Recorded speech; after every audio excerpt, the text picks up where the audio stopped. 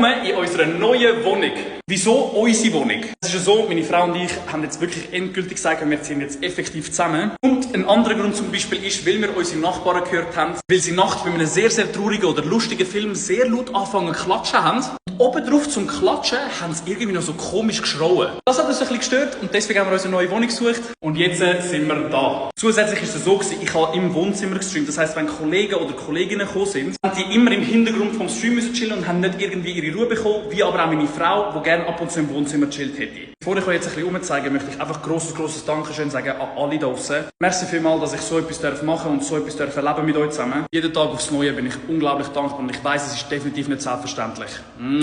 So, und jetzt gehen wir zu der Roomtour. Jetzt kann ich endlich mal in einem Video rumlaufen und es ist okay, weil ich rumlaufe, weil ich euch ja die Wohnung möchte zeigen.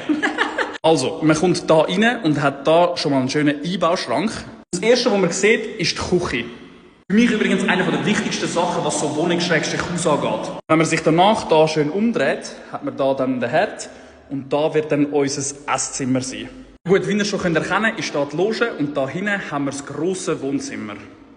Wenn man von der Küche da links geht, haben wir einen wunderschönen Wäscheturm und am Loki sein WC. Wenn man jetzt da hinten kommt, kommt man dann jetzt zum WC und gerade rechts neben dem WC unser Zimmer.